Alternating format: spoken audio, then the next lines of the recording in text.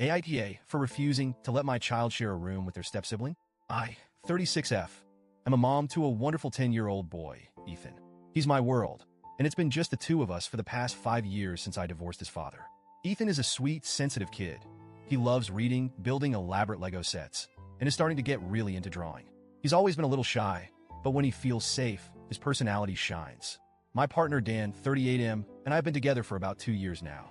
We met through mutual friends, and honestly, I wasn't looking for a relationship at the time. I was focused on Ethan and trying to rebuild my life post-divorce. But Dan was so kind, patient, and understanding. He never pushed me and was incredibly supportive, which eventually won me over. Dan has an 11-year-old daughter, Lila, from his previous marriage.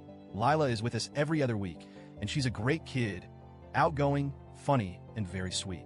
She and Ethan get along really well, which was such a relief to me. I know how tricky blending families can be, so seeing them laugh and play together felt like a win. About a year ago, Dan moved in with us. It felt like the right step, and we all adjusted surprisingly well. Ethan was a little nervous at first. He's always been territorial about his space, but Dan made an effort to connect with him without being overbearing. I thought we were on the right track. Both Ethan and Lila have their own rooms in our house. Ethan's room is his sanctuary. It's filled with his favorite books, his art supplies, his posters. Basically, it's him in room form. Lila has her own room too, even though she's only here part-time. I wanted her to feel like she had a space that was hers, somewhere she could feel comfortable and at home. This arrangement has worked well. The kids have their own spaces to retreat to, which I think is so important, especially at their ages. They're both at that stage where boundaries and privacy are starting to matter. But recently, Dan brought up something that's thrown me for a loop. Dan works from home and has been using our kitchen table as his office. I know it's not ideal. He's constantly having to pack up his stuff for meals, and there's no real privacy for him when he's on calls. He's been hinting for a while that he needs a proper workspace, but I didn't realize how serious he was until he sat me down a few weeks ago. He told me he wanted to turn one of the kids' rooms into a home office. Specifically, he suggested having Ethan and Lila share a room so he could use the other as his workspace. I was honestly stunned. My first reaction was to say no flat out. The idea of asking either of the kids to give up their room felt wrong to me, especially Ethan. This house has been his home since he was born. His room is his safe space, and I know how much it means to him. Dan argued that it's normal for siblings or step-siblings to share rooms. He said the kids get along well, and it wouldn't be a big deal. He pointed out that Lila is only here half the time, so it's not like they'd be sharing 24/7. But here's the thing, it's not just about logistics. It's about what their rooms represent.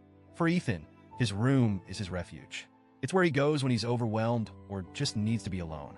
Lila has her own space at her mom's house, but when she's with us, I want her to feel like she has a home here too. Asking them to share feels like taking something important away from both of them. I tried to explain this to Dan, but he got defensive. He said I was being inflexible and unwilling to compromise for the sake of our relationship. He accused me of prioritizing Ethan's needs over his, which really hurt. He even said that my refusal to budge was making him feel like an outsider in our home. I felt awful hearing that. I don't want Dan to feel excluded or unimportant. I really don't.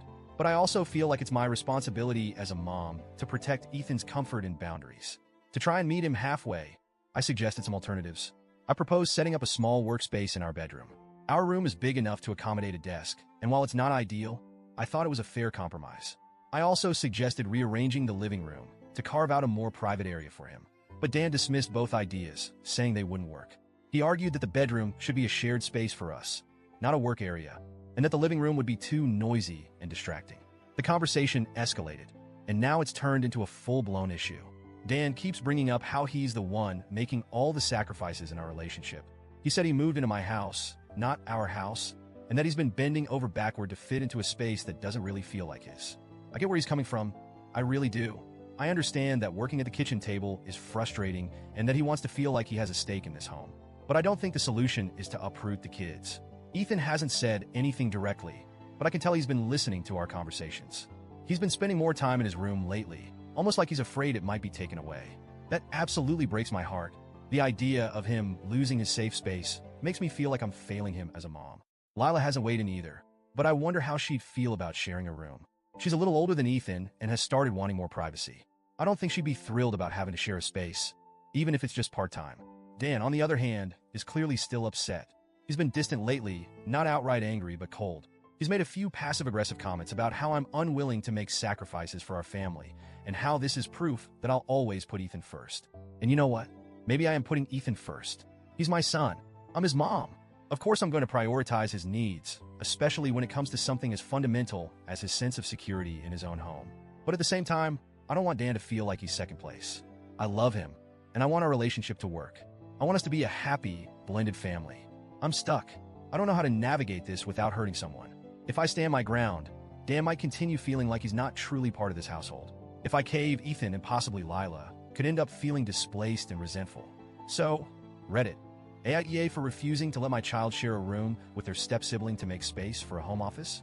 How do I balance the needs of my partner and my son without tearing our family apart?